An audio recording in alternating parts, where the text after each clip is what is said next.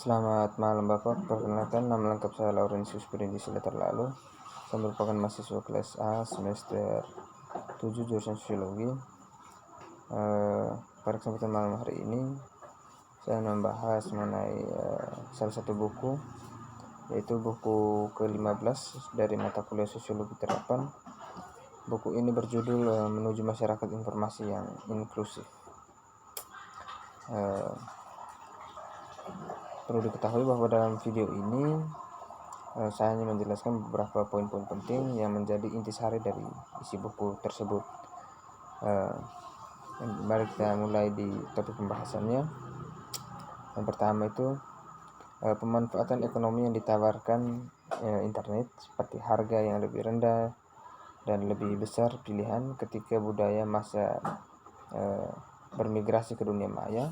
Banyak yang akan berlipat ganda dirugikan, atau tidak hanya secara ekonomi tetapi juga secara sosial, dengan menyusun belanja sosial dan ketidakpedulian politik dalam menangani informasi yang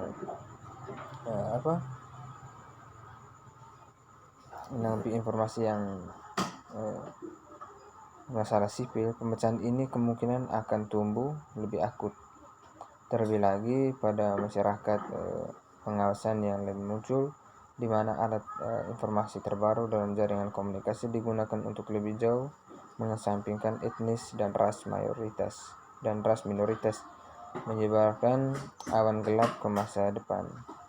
Tidak mengherankan pendorong utama untuk terburu-buru masuk ke dunia maya adalah ekonomis.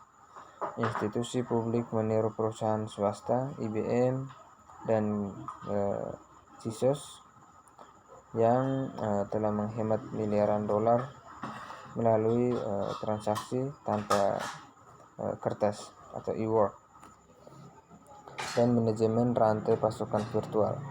Sejak pemerintahan pundi-pundi kosong, para penjabat mencari cara cepat dan murah untuk bertemu kebutuhan sosial daripada mengeluarkan uang untuk mencetak pamflet.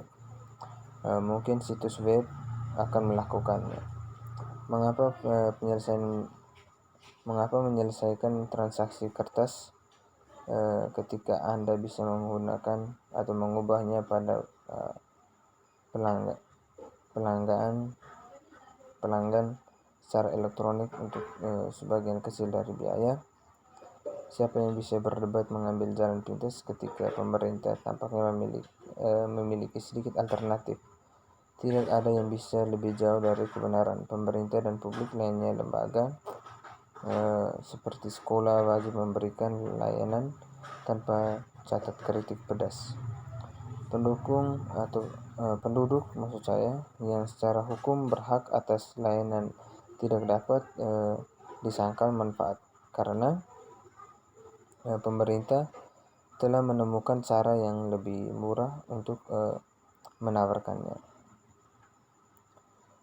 Bagaimana badan politik atau badan publik dapat membenarkan pengalihan, katakanlah perizinan dan pendaftaran pada antrian, dan terus menutup kantor untuk mengurangi jam kerja ketika seringkali menjadi mayoritas klien mereka buta huruf secara digital? Atas dasar apa sekolah umum biasa menerima aplikasi secara eksklusif melalui internet ketika banyak calon tidak memiliki akses dan kemudahan dengan komputer? Bukankah untuk tanggung jawab pemerintah, menteri, dan agar orang-orang bertemu orang di mana mereka berada, bukan di mana mereka ingin menjadi seperti itu? Sebuah lembaga yang memberikan informasi dapat dalam format PDF saja, misalnya menutup orang yang tidak mampu perangkat komputasi dengan koneksi internet dan tidak memiliki ekstensi keterampilan untuk menggunakan alat secara efektif. Karena semakin banyak institusi dan organisasi Zations mendigitalkan penawaran mereka, mengurangi staf dan menutup kantor, dengan cepat menemukan diri dari perbatasan baru untuk hak-hak sipil. Hak-hak sipil dan politik telah diuji dimanapun lembaga demokrasi menutup kesempatan orang untuk berpartisipasi dengan pijakan yang sama karena akses yang tidak setara di jaringan komputer dan komunikasi penting perangkat. Dalam pemilihan utama Partai Demokrat di Arizona pada tahun 2000, pemilih terdaftar dengan akses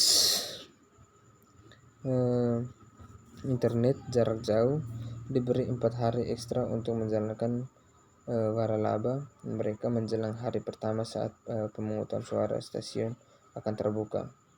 Bagaimana itu sebagai permulaan, pemerintah juga menempatkan presiden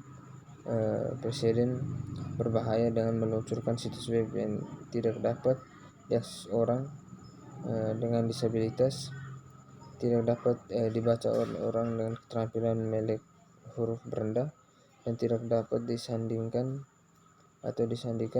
untuk orang-orang yang berbicara bahasa selain bahasa Inggris. Lain pengukur teknologi juga bisa mengecualikan.